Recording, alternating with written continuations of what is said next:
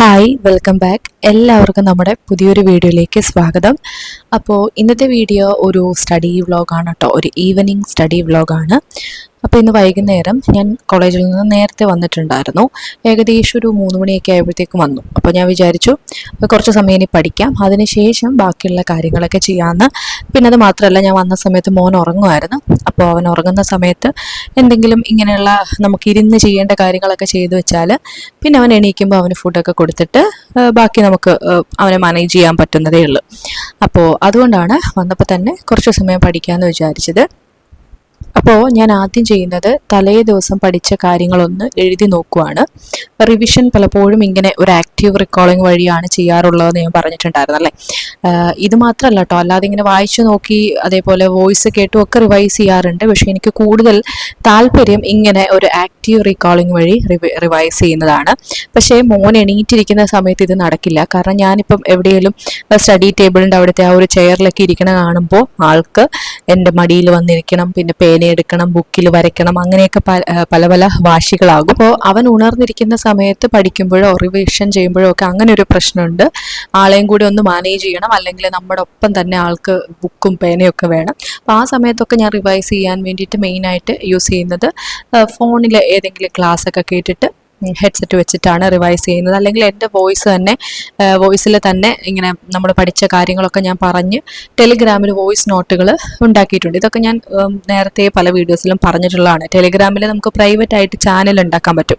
അപ്പോൾ ഞാൻ ചാനൽ ഉണ്ടാക്കിയ സമയത്ത് ഓരോ സബ്ജക്റ്റിൻ്റെ പേരിലായിരിക്കും. ഇപ്പോൾ ഹിസ്റ്ററിയിൽ തന്നെ വേൾഡ് ഹിസ്റ്ററി, അതേപോലെ ഇന്ത്യൻ ഹിസ്റ്ററി, പിന്നെ കേരള ഹിസ്റ്ററി, അങ്ങനെ സെപ്പറേറ്റ് ആയിട്ട് ഫോൾഡർ ക്രിയേറ്റ് ചെയ്തിട്ട് അതിലായിരിക്കും ഞാനിങ്ങനെ വോയിസസ് റെക്കോർഡ് ചെയ്തിട്ട് ഇടുന്നത്. ഇത് ശരിക്കും പറഞ്ഞാൽ 2021 24 ഏറ്റവും ലേറ്റസ്റ്റ് ആയിട്ട് നടന്ന, ലേറ്റസ്റ്റ് അല്ല, ഇപ്പം അതിൻ്റെ റിസൾട്ടൊക്കെ പബ്ലിഷായി, എന്നാലും ലാസ്റ്റ് നടന്ന ആ ഒരു LDCക്ക് വേണ്ടിയിട്ട് ഞാൻ പഠിച്ചുകൊണ്ടിരുന്ന സമയത്ത് ഇങ്ങനെ ചെയ്താണ്.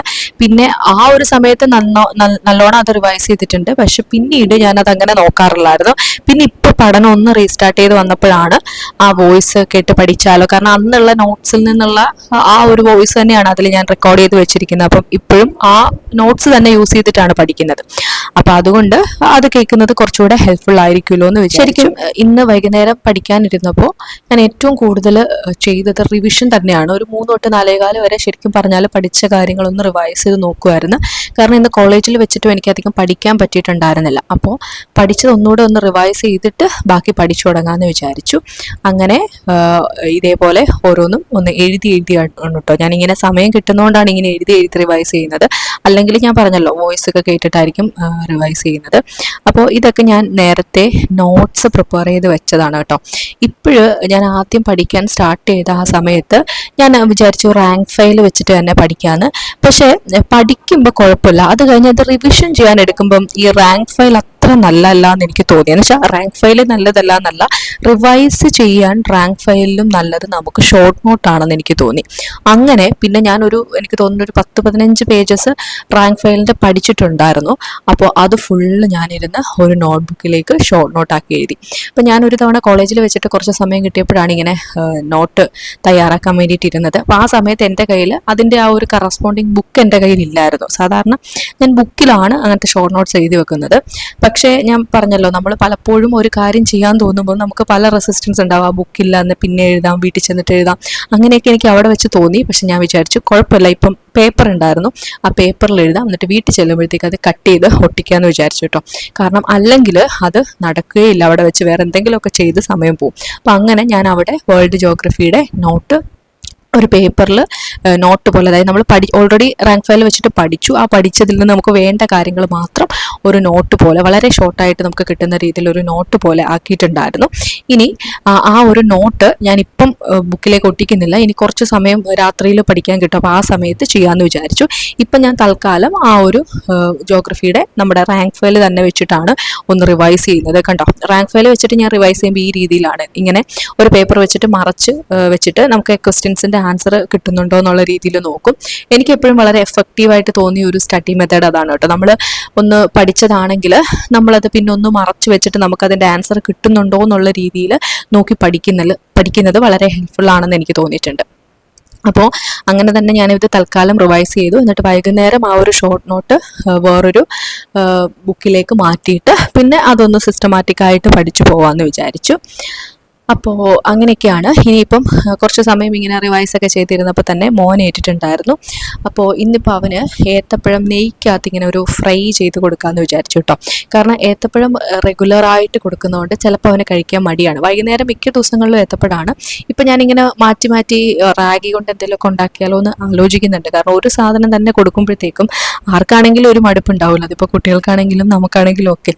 അപ്പോൾ ഒരു നേരമെങ്കിലും ഏത്തപ്പഴം കഴിക്കുന്നത് നല്ലതായതുകൊണ്ടാണ് എന്ന് വൈകുന്നേരം അത് കൊടുക്കുന്നത്. പിന്നെ ഞാൻ വെറൈറ്റിക്ക് ഈ നെയ്ക്കകത്തൊന്ന് ഫ്രൈ ചെയ്ത് കൊടുക്കാമെന്ന് വിചാരിച്ചു. അത് ആൾക്ക് ഭയങ്കര ഇഷ്ടമാണ്. ഒരു ദിവസം കൊടുത്തപ്പോൾ കഴിച്ചിട്ടുണ്ടായിരുന്നു. പിന്നെ ഈ ഒരു സമയത്ത് നെയ്യ് കൊടുക്കുന്നതും അത്ര കുഴപ്പമൊന്നുമില്ലല്ലോ. അപ്പോൾ അങ്ങനെ അതെല്ലാം കഴിഞ്ഞു. അവനെ മേലൊക്കെ കഴിപ്പിച്ചിട്ട് അമ്മയുടെ കയ്യിൽ ഏൽപ്പിച്ചിട്ട് ഞാനും ഏട്ടനും കൂടെ ഇവിടെ അടുത്ത് കുറച്ച് ഷോപ്പിലൊക്കെ ഒന്ന് പോകാനുണ്ട്. അപ്പോൾ അതിന് വേണ്ടിയിട്ട് പോവാണ്. അപ്പോൾ ഇന്ന് പ്രധാനമായിട്ടും പോകാൻ എനിക്ക് ഒന്ന് രണ്ട് കാര്യങ്ങളൊക്കെ വാങ്ങാനുണ്ട്. അപ്പോൾ അത് വേണം. പിന്നെ അതേപോലെ കയറ് വാങ്ങാനുണ്ട്. അതായത് നിങ്ങൾ ഞാൻ കഴിഞ്ഞ വ്ലോഗിലാന്ന് തോന്നുന്നു ഏട്ടൻ്റെ വീട്ടിൽ ഏട്ടനിങ്ങനെ കയർ വെച്ചിട്ട് മണി പ്ലാന്റ് ഒക്കെ ചെടിച്ചട്ടിയിൽ സെറ്റ് ചെയ്ത് വെച്ച ഒരു വീഡിയോയിൽ ഞാൻ കാണിച്ചിട്ടുണ്ടായിരുന്നു തോന്നുന്നു. അപ്പോൾ അതുപോലെ നമ്മുടെ ഇവിടെയും സെറ്റ് ചെയ്യുക എന്നുള്ള രീതിയിൽ തീരുമാനിച്ചു. അപ്പോൾ അതിന് വേണ്ടിയിട്ടുള്ള കയർ വാങ്ങാൻ വേണ്ടിയിട്ടാണ് കേട്ടോ ഞങ്ങൾ പോകുന്നത്. അപ്പോൾ ആളിവിടെ കുളിപ്പിച്ചൊക്കെ കഴിഞ്ഞിട്ട് കുറച്ച് നേരം ഇനി കുറച്ച് കളിക്കുന്ന ഒരു സമയമുണ്ട്. അപ്പോൾ അത് അമ്മയുടെ കൂടെ ഇരുന്ന ആൾ കളിച്ചുകൊണ്ടിരിക്കുവാണ്. എന്നാലും ഞങ്ങൾ റെഡി ആവണ കണ്ടപ്പം കൂടെ വരണം എന്നുണ്ടായിരുന്നു. അതിപ്പോൾ അവനെ കൊണ്ടുപോകാൻ നമ്മൾ എവിടെ പോയാലും നമ്മൾ റെഡി ആകുമ്പോഴത്തേക്കും തന്നെ ആൾക്ക് മനസ്സിലാവും നമ്മൾ എങ്ങോട്ടോ പോവുകയാണെന്ന്. പിന്നെ ചില ദിവസങ്ങളിലൊക്കെ കരയും, അല്ലെങ്കിൽ അങ്ങനെ പ്രശ്നമൊന്നുമില്ല. എന്നാലും വരാനൊരു താല്പര്യം കാണിക്കും കേട്ടോ. അപ്പോൾ ഈ തവണ അതേപോലെ തന്നെ ഏട്ടനെ ഇങ്ങനെ പിടിച്ചുകൊണ്ട് നടക്കുകയാണ്, എങ്ങോട്ടാണ് പോകുന്നത് ആ കൂടെ പോകാൻ വേണ്ടിയിട്ട്. അപ്പോൾ അങ്ങനെ ഞങ്ങളത് റെഡിയായി. പിന്നെ ആ സമയത്ത് അമ്മ ചായ വെച്ചിട്ടുണ്ടായിരുന്നു. അതേപോലെ ഏട്ടൻ വന്ന സമയത്ത് നമ്മുടെ കോളിഫ്ലവർ ബജ്ജി വാങ്ങിച്ചുകൊണ്ട് വന്നിട്ടുണ്ടായിരുന്നു. അപ്പോൾ അതും കൂട്ടിയിട്ട് ചായ കുടിച്ചു. അതിനുശേഷം ഇനി ഞങ്ങൾ അങ്ങോട്ടേക്ക് പോകാൻ തുടങ്ങുവാണ്. അതിന് മുമ്പ് ഒരു കാര്യം കൂടെ കാണിക്കാം. ഈ ഒരു ബെഡ്ഷീറ്റ് ഞാൻ ഫ്ലിപ്കാർട്ടിൽ നിന്ന് പുതുതായിട്ട് വാങ്ങിച്ചതാണ് കേട്ടോ. ഞാൻ ആക്ച്വലി ഇതിൻ്റെ അൺബോക്സിങ് വീഡിയോ എടുത്തില്ല. കാരണം ഇന്നാളൊരു തവണ ബെഡ്ഷീറ്റ് വാങ്ങിച്ചിട്ട് ഇങ്ങനെ അത്ര ക്വാളിറ്റി ഇല്ലാത്തതാണല്ലോ കിട്ടിയത്. അപ്പോൾ കഴിയുമ്പോഴത്തേക്കുമാണ് നമുക്ക് അതിൻ്റെ ഒരു ക്വാളിറ്റി ഉണ്ടോ ഇല്ലയോ എന്നുള്ളത് മനസ്സിലാക്കാൻ പറ്റുള്ളൂ. അപ്പോൾ ഞാൻ വിചാരിച്ചു ആദ്യം ഇതൊന്ന് കഴുകിയിട്ട് നിങ്ങൾക്ക് ഇത് വീഡിയോയിൽ അത് പറയാമെന്ന് വിചാരിച്ചു. അപ്പോൾ ഇത് കഴുകി കഴിഞ്ഞപ്പോൾ വലിയ കുഴപ്പമില്ല. ഇടയ്ക്ക് ഇത് ഇവിടെ ചെറുതായിട്ടൊരു കളർ പോയിട്ടുണ്ട്. ഇത് ഒറ്റ വാഷേ ചെയ്തിട്ടുള്ളൂ കേട്ടോ. വാങ്ങിച്ചിട്ട് ഉപയോഗിച്ചിട്ടില്ല. അതിന് മുമ്പ് വാഷ് ചെയ്തിട്ടാണ് ഇപ്പം ഇതിലിടുന്നത്. പക്ഷെ എന്നാലും എനിക്ക് തോന്നുന്നു ഇത് നമുക്ക് അഫോർഡബിൾ ആണ്. കാരണം ഒരു 300 രൂപയ്ക്ക് താഴെ ഇതിൻ്റെ പ്രൈസ് വരുന്നുള്ളൂ. ഒരു 270 സംതിങ് ആണെന്നാണ് എൻ്റെ ഒരു ഓർമ്മ. ഞാൻ എന്തായാലും അത് ഈ ഒരു പ്രോഡക്റ്റിൻ്റെ ലിങ്ക് ഞാൻ നമ്മുടെ ഡിസ്ക്രിപ്ഷൻ ബോക്സിൽ ഇടാം കേട്ടോ. അപ്പോൾ അത് കുഴപ്പമില്ല. അതാണ് ഞാൻ വീഡിയോയിൽ കാണിക്കാമെന്ന് വിചാരിച്ചത്. അങ്ങനെ ഞങ്ങൾ അങ്ങോട്ടേക്ക് പൊക്കോണ്ടിരുന്നപ്പോഴത്തേക്കും വഴിയിൽ വെച്ചൊരു പാമ്പിനെ കണ്ടു കേട്ടോ. ഞാൻ ആക്ച്വലി ആ പോണ വഴി ഒന്ന് ഷൂട്ട് ചെയ്യാൻ വേണ്ടിയിട്ട് ജസ്റ്റ് ഫോൺ എടുത്തപ്പോൾ തന്നെ പാമ്പിനെ കണ്ടപ്പോൾ ഞാൻ ആക്ച്വലി ഞെട്ടിപ്പോയി. കാരണം എനിക്ക് ഭയങ്കര പേടിയാണ് പാമ്പിനെ. അത് എങ്ങനെ പറയണമെന്ന് എനിക്കറിയില്ല. എല്ലാവർക്കും പാമ്പിനെ പേടിയായിരിക്കും, എന്നാലും എനിക്കിച്ചിട്ട് കൂടുതൽ പേടിയാണ്. ഏതെങ്കിലും വശത്ത് പാമ്പുണ്ടെന്ന് പറഞ്ഞാൽ പിന്നെ ഞാൻ ഒരാഴ്ചത്തേക്ക് ഞാൻ ആ വശത്തൂടെ പോയില്ല കേട്ടോ. അത്രയും എനിക്ക് പാമ്പിനെ പേടിയാണ്. പക്ഷെ ഞങ്ങളുടെ ഇവിടെ അടുത്തൊരു കുട്ടിയുണ്ട് കേട്ടോ. ആള് പെൺകുട്ടിയാണേ. ആൾക്ക് പാമ്പിനെ അങ്ങനെ ഒരു പേടിയില്ല. അപ്പോൾ പാമ്പിനെ കണ്ടു കഴിഞ്ഞാൽ ആളിങ്ങനെ കൂളായിട്ട് നിൽക്കും. പക്ഷേ കോഴീനെ ഭയങ്കര പേടിയാണ്. കോഴീനെ കണ്ടു കഴിഞ്ഞാൽ ഓടും. അങ്ങനത്തെ ഒരു രീതിയാണ് കേട്ടോ. അപ്പം ഞങ്ങളെപ്പോഴും പറഞ്ഞ് കളിയാക്കാറുണ്ട്, ഇത് കോഴീനെയൊക്കെ പേടിക്കുന്നവരെ ആദ്യമായിട്ടാണ് കാണുന്നത് ഇങ്ങനെ പറയും. പക്ഷെ പാമ്പിനെ എനിക്ക് ഭയങ്കര പേടിയാണ് കേട്ടോ. പാമ്പിനെ ഇങ്ങനെ യൂട്യൂബിലൊക്കെ ആണെങ്കിലും പാമ്പിനെയൊക്കെ ആൾക്കാർ ഇങ്ങനെ എടുത്തോരോന്നൊക്കെ കാണിക്കുന്ന ആ വീഡിയോസ് ഒന്നും ഞാൻ കാണാറേ ഇല്ല. എനിക്കത് കണ്ടു കഴിഞ്ഞാൽ പിന്നെ അത് തന്നെ ഇങ്ങനെ ഓർമ്മ വരും. അപ്പോൾ എന്തായാലും പോണ വഴിക്ക് ഒരു പാമ്പിനെ കണ്ടു. ഓക്കെ, അപ്പോൾ അത് കഴിഞ്ഞിട്ട് ഞങ്ങളിത് കയറൊക്കെ വാങ്ങിച്ചുകൊണ്ട് വീട്ടിൽ വന്നു. 10 മുഴ കേട്ടോ നമ്മൾ വാങ്ങിച്ചത്. ഒരു മുഴത്തിന് വെറും 10 രൂപയുള്ളൂ. അപ്പോൾ അതുകൊണ്ട് 10 മുഴം വാങ്ങിച്ചു. പക്ഷെ അത്ര ആവശ്യമില്ല, എന്നാലും ഇനി ഉണ്ടാക്കുമ്പോഴത്തേക്കും യൂസ് ചെയ്യാമല്ലോ എന്ന് വിചാരിച്ചു. ഇപ്പം നമ്മൾ ഒരു ചെടിച്ചട്ടിയിലേ അത് ചെയ്യുന്നുള്ളൂ. അപ്പം അങ്ങനെ ഞാൻ വന്നിട്ട് കുറച്ച് തുണിയൊക്കെ ഉണങ്ങിയത് കിടപ്പുണ്ടായിരുന്നു. അപ്പം അമ്മ അത് ബക്കറ്റിൽ എടുത്തു വെച്ചിട്ടുണ്ടായിരുന്നു. അപ്പം ഞാൻ വിചാരിച്ചു എന്നാൽ കൈയോടെ അങ്ങോട്ട് മടക്കി വെച്ചേക്കാമെന്ന്. കാരണം ഇപ്പം വാവ ഉണ്ടായതിനു ശേഷം ഈ തുണി തുണി മടക്കെന്ന് പറയുന്ന ഒരു വലിയ പണിയാണ്. കാരണം കുറേ ഉണ്ടാവും. ഒന്നാമത് വാവ ഉണ്ടാവുന്നതിന് മുമ്പും എനിക്കും 2 നേരം നമ്മൾ കുളിക്കുന്നതുകൊണ്ട് എന്തായാലും ഡ്രസ്സ് ഉണ്ടാവും. അപ്പോൾ പിന്നെ വാവയുടെയും എല്ലാവരുടെയും കൂടെ വരുമ്പോഴത്തേക്കും കുറേ ഉണ്ടാവും. അപ്പോൾ അങ്ങനെ അതൊക്കെ ഒന്ന് മടക്കി വെച്ചേക്കാന്ന് വിചാരിച്ചു. അല്ലെങ്കിൽ ഇങ്ങനെ എനിക്ക് പൊതുവേ ഡ്രസ്സ് ഇങ്ങനെ കുറേ കൂട്ടിയിടുന്നത് ഇഷ്ടമല്ല. അപ്പോൾ അതുകൊണ്ട് ഞാൻ മാക്സിമം എനിക്ക് സമയം കിട്ടുന്നത് പോലെ മാക്സിമം അത് മടക്കി വെക്കാൻ ശ്രമിക്കാറുണ്ട് കേട്ടോ. അപ്പോൾ അങ്ങനെയൊക്കെയാണ്. അത് കഴിഞ്ഞ് ഇപ്പോൾ ഏകദേശം സന്ധ്യ ആയിട്ടുണ്ട് കേട്ടോ. ഞങ്ങൾ വന്നപ്പോഴത്തേക്കും ഒരു ആയിട്ടുണ്ട്. ഇനിയിപ്പം ഭാവിക്ക് ഫുഡ് കൊടുക്കണം, പിന്നെ അതിനുശേഷം കുറച്ച് പഠിക്കാനുള്ളതൊക്കെ നോക്കണം. അപ്പോൾ ഏട്ടൻ അവിടെ ഈ ഒരു കയറ് വെച്ചിട്ട് ആ പ്ലാന്റ് അങ്ങനെ ഒന്ന് സെറ്റ് ചെയ്യുന്നുണ്ട്. അപ്പോൾ ഞാൻ ഇടയ്ക്ക് പോയി ഇങ്ങനെ വലിയ ഹെൽപ്പൊന്നും ചെയ്ത് കൊടുത്തിട്ടില്ല, എന്നാലും ഇടയ്ക്ക് പോയി ഇങ്ങനെ നോക്കും, വീഡിയോ എടുക്കും, അങ്ങനെയൊക്കെ ഉള്ളായിരുന്നു. ഏട്ടൻ തന്നെ അതൊക്കെ സെറ്റ് ചെയ്തോളും. ആൾക്കിതിൽ വലിയ ഇൻട്രസ്റ്റ് ഉള്ള ഒരു ഫീൽഡ് ആയതുകൊണ്ട് തന്നെ ഇതൊക്കെ ചെയ്യാൻ വേണ്ടിയിട്ട് ഭയങ്കര ഇഷ്ടമാണ്. അപ്പോൾ ഇങ്ങനെയാണ് കേട്ടോ, ഇത് ഇത്രയും നീളത്തിലാണ് നമ്മൾ ഉണ്ടാക്കിയിട്ടുള്ളത്. ഇത് എങ്ങനെയാണ് ഇത് ഉണ്ടാക്കുന്നതെന്നൊക്കെ അറിയാമായിരിക്കും ഓൾമോസ്റ്റ് എല്ലാവർക്കും. ഇനി അറിയില്ല എങ്കിൽ നമ്മളൊരു വീഡിയോ, ഒരു വ്ളോഗിൽ ഇത് പറഞ്ഞിട്ടുണ്ട്. അപ്പോൾ അതിൻ്റെ വീഡിയോ ലിങ്ക് ഞാൻ കൊടുക്കാം കേട്ടോ, നിങ്ങൾക്ക് ആവശ്യമുള്ളവരൊന്ന് കണ്ടു നോക്കാം. അപ്പോൾ എന്നോട് പറഞ്ഞായിരുന്നു ആ ഒരു പ്ലാന്റ് മുറിക്കാൻ വേണ്ടിയിട്ട് ഒരു ബ്ലേഡ് എടുത്ത് കൊടുക്കാൻ. അപ്പോൾ അങ്ങനെ ഞാൻ ഈ ബ്ലേഡുമായിട്ട് വന്നേക്കുവാണ്. ഇനി ഈ ചെടി ഇങ്ങനെ മുറിച്ച് ഇതിൽ പ്ലാന്റ് ചെയ്യാനാണ്. ഇത് ശരിക്കും നമ്മൾ സ്നേഹയുടെ വീട്ടിൽ, ഞാൻ പറഞ്ഞല്ലോ എൻ്റെ ഫ്രണ്ടിൻ്റെ വീട്ടിൽ പോയ ദിവസം കുറച്ച് ചെടി അവിടെ നിന്ന് കൊണ്ടുവന്നെന്ന് പറഞ്ഞല്ലോ, അപ്പം അവളുടെ അടുത്ത് നിന്ന് കൊണ്ടുവന്ന ഒരു മണി പ്ലാന്റിൻ്റെ ഒരു വെറൈറ്റിയാണ്. നല്ല രസമാണ് കാണാൻ. ഇതിലിങ്ങനെ ഒരു ഹോള് പോലെ ഉണ്ട് കേട്ടോ, അത് വളർന്ന് വന്ന് നിൽക്കുന്നത് കാണാൻ നല്ല ഭംഗിയാണ്. അവളുടെ വീട്ടിലുണ്ട്. അപ്പോൾ അങ്ങനെ ഏട്ടത്തെ അതെല്ലാം ഓരോന്നും ഇങ്ങനെ ചെറിയ ചെറിയ പീസായിട്ട് വെക്കുമ്പോഴത്തേക്കും ഒരുപാട് വളർന്നു വരുമല്ലോ. ഇപ്പം നമ്മൾ സാധാരണ യൂഷ്വലി നമ്മൾ എപ്പോഴും കാണുന്ന ഒരു ജനറൽ മണി പ്ലാന്റ് ഉണ്ടല്ലോ, അതിങ്ങനെ വല്ലാണ്ട് പടർന്ന് പിടിച്ചോളും. പക്ഷെ ഇത് എന്ന് പറഞ്ഞാൽ എപ്പോഴും അങ്ങനെ അത് ചുറ്റിക്കറങ്ങി വരുമ്പോഴത്തേക്കും ഒരുപാട് ഇലകൾ ഇല്ലാത്തത് കൊണ്ട് നമ്മളിത് കുറേ എണ്ണം ഇങ്ങനെ ചുറ്റും ഈ ഒരു കയറിന് ചുറ്റും വെച്ചു കൊടുക്കാനാണ് വിചാരിച്ചിരിക്കുന്നത്. കയറിനല്ല, കയറിന് ചുറ്റുമുള്ള മണ്ണിൽ വെച്ചു കൊടുക്കാനാണ് കേട്ടോ വിചാരിച്ചിരിക്കുന്നത്.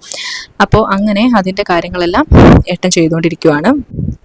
അപ്പോൾ ആ സമയത്ത് ഞാൻ പിന്നെ ഭാവയ്ക്കും ഫുഡ് കൊടുത്തിട്ടുണ്ടായിരുന്നു. പിന്നെ ഇപ്പോൾ ഫുഡ് കൂടെ കൊടുത്തു കഴിഞ്ഞാൽ അവനെ ഒരു 8-8:30 ആകുമ്പോഴത്തേക്കും അങ്ങ് ഉറക്കി കഴിഞ്ഞാൽ പിന്നെ ആള് ഉറങ്ങിക്കോളും. അപ്പോൾ അങ്ങനെ ഭാവയ്ക്ക് ഫുഡ് കൊടുത്തിട്ടുണ്ടായിരുന്നു. പിന്നെ അത് കഴിഞ്ഞ് ഏട്ടനോട് വന്നു കഴിഞ്ഞപ്പോഴത്തേക്കും ഞങ്ങളും ഫുഡ് കഴിക്കാനിരുന്നു. ഫുഡ് കഴിച്ചിട്ട് ബാക്കി പഠിക്കാമെന്ന് വിചാരിച്ചു കേട്ടോ. പിന്നെ ഇനിയിപ്പം പഠിത്തം നടക്കുമെന്ന് അറിയില്ല, എന്നാലും എനിക്ക് ഞാൻ പറഞ്ഞില്ല ആ ഒരു നോട്ട് ഉണ്ടാക്കി വെച്ചിരിക്കുന്നത് ഒന്ന് കട്ട് ചെയ്തിട്ട് എൻ്റെ ബുക്കിലേക്ക് ഒന്ന് ഒട്ടിക്കണം. അപ്പോൾ അതാണ് ഇനി പ്രധാനമായിട്ടും ഞാൻ ചെയ്യാൻ പോകുന്നത്. അപ്പോൾ അത് ചെയ്ത് കഴിഞ്ഞിട്ട് സമയം കിട്ടിയാൽ പഠിക്കണം എന്ന് വിചാരിച്ചു. പക്ഷെ അതിനിടയ്ക്ക് എനിക്കൊരു വീഡിയോ റെക്കോർഡ് ചെയ്യാനുണ്ടായിരുന്നു കേട്ടോ, നമ്മുടെ യൂട്യൂബിലേക്ക് വേണ്ട. അപ്പം വീഡിയോ റെക്കോർഡ് ചെയ്തിരുന്നപ്പോൾ തന്നെ കുറച്ചധികം സമയം പോയി. അപ്പോൾ അതുകൊണ്ട് പിന്നെ ഞാൻ പഠിക്കാൻ നിന്നില്ല. ആ വീഡിയോ റെക്കോർഡിങ് കഴിഞ്ഞിട്ട് പിന്നെ നേരെ പോയി കിടക്കുമായിരുന്നു കേട്ടോ. അപ്പോൾ അത്രയൊക്കെ ഉള്ളൂ കേട്ടോ ഇന്നത്തെ വ്ളോഗിൽ പറയാൻ. പിന്നെ നമ്മുടെ വ്ളോഗുകളൊക്കെ ഇഷ്ടമാവുകയാണെങ്കിൽ ചാനൽ സബ്സ്ക്രൈബ് ചെയ്യുക, അതേപോലെ ലൈക്ക് ചെയ്യുക, കമൻറ്റ് ചെയ്യുക. ദെൻ ഹൈപ്പ് ചെയ്യുന്നതിനെ പറ്റി ഞാൻ എപ്പോഴും പറയാറുണ്ട്. പക്ഷേ എനിക്ക് തോന്നുന്നു ഞാനൊരു വീഡിയോയിൽ ഇങ്ങനെ കണ്ടു 3 തവണയെ ഹൈപ്പ് ചെയ്യാൻ പറ്റുള്ളൂ. അത് ആദ്യത്തെ വീഡിയോയിൽ ഞാൻ പറയാൻ വിട്ടുപോയി. അതായത് നമുക്ക് ഒരാളുടെ വീഡിയോ ഒരാഴ്ചയിൽ എന്തോ 3 തവണയെ ഹൈപ്പ് ചെയ്യാൻ പറ്റുള്ളൂ, അങ്ങനെ എന്തോ ഉണ്ട്. അപ്പോൾ എന്തായാലും നിങ്ങളൊന്ന് നോക്കുക, ഹൈപ്പ് എന്നുള്ള ഓപ്ഷനിൽ നിങ്ങൾ നോക്കുക. നിങ്ങൾ 3 തവണ കഴിഞ്ഞിട്ടുണ്ടെങ്കിൽ അവരതിൽ കാണിക്കും 3 തവണ കഴിഞ്ഞു എന്നുള്ള കാര്യം. ഓക്കെ, അപ്പോൾ അങ്ങനെയൊക്കെയാണ് കാര്യങ്ങൾ. സോ ഇതാണ് കേട്ടോ ഞാൻ ആ ഷോർട്ട് നോട്ട് എഴുതിയ പേപ്പർ എന്ന് പറയുന്നത്. അപ്പോൾ ആ പേപ്പർ നോട്ട്ബുക്കിലേക്ക് ഒട്ടിച്ചുകൊണ്ടിരിക്കുകയാണ്. ഇത് ശരിക്കും പറഞ്ഞാൽ എനിക്ക് വേൾഡ് ജോഗ്രഫിക്ക് അങ്ങനെ ഒരു നോട്ട്ബുക്ക് വേൾഡ് ജോഗ്രഫിക്ക് വേണ്ടിയിട്ട് ഞാൻ എടുത്തിട്ടില്ലായിരുന്നു. പക്ഷേ ഇതിൻ്റെ അപ്പുറത്തെ സൈഡിൽ എനിക്ക് തോന്നുന്നു കേരള ജോഗ്രഫി എഴുതിയിട്ടുണ്ട്. അപ്പോൾ ഞാൻ വിചാരിച്ചു വന്നാൽ പിന്നെ ഇപ്പുറത്തെ സൈഡിൽ വേൾഡ് ജോഗ്രഫിയും കൂടെ തുടങ്ങുവാണെങ്കിൽ ജോഗ്രഫി തന്നെ ഒറ്റ ബുക്കിലായിക്കോട്ടെ എന്ന്. അപ്പോൾ അങ്ങനെ ഈ ഒരു ഭാഗത്ത് വേറെ എന്തൊക്കെയോ ഞാൻ ഇംഗ്ലീഷിൻ്റെ എന്തൊക്കെയോ എഴുതി വെച്ചിട്ടുണ്ടായിരുന്നു. അതൊന്നും നമ്മുടെ ഇതിൽ പഠിക്കാൻ ആവശ്യമുള്ള സാധനമല്ല. അപ്പോൾ അതുകൊണ്ട് ഞാൻ അതിൻ്റെ മേലെ തന്നെ അങ്ങ് ഒട്ടിച്ചു, വെറുതെ ആ ഒരു പേജ് അവിടെ കളയണ്ടല്ലോ എന്ന് വിചാരിച്ചു. അപ്പോൾ അങ്ങനെ അതിൻ്റെ മുകളിൽ തന്നെ ഒട്ടിക്കുകയാണ് കേട്ടോ ചെയ്തു. നിങ്ങൾ ഇതുപോലെ ഷോർട്ട് നോട്ട്സ് എഴുതി പഠിക്കാൻ ഇഷ്ടപ്പെടുന്നവരാണോ എന്നുള്ള കാര്യം കൂടെ ഒന്ന് കമൻറ്റ് ചെയ്യണം കേട്ടോ. എനിക്ക് പൊതുവെ അതാണ് കുറച്ചുകൂടെ ഹെൽപ്ഫുള്ളായിട്ട് തോന്നിയിട്ടുള്ളത്. പിന്നെ എഴുതുമ്പോഴത്തേക്കും നമ്മൾ റാങ്ക് ഫയലിലുള്ള അതേ സാധനം എടുത്ത് എഴുതുമല്ല. ഇപ്പം നമുക്ക് കുറേയൊക്കെ നമുക്ക് അറിയാവുന്നതുകൊണ്ടല്ലോ, അത് സ്കിപ്പ് ചെയ്തിട്ട് വേണം എഴുതാൻ.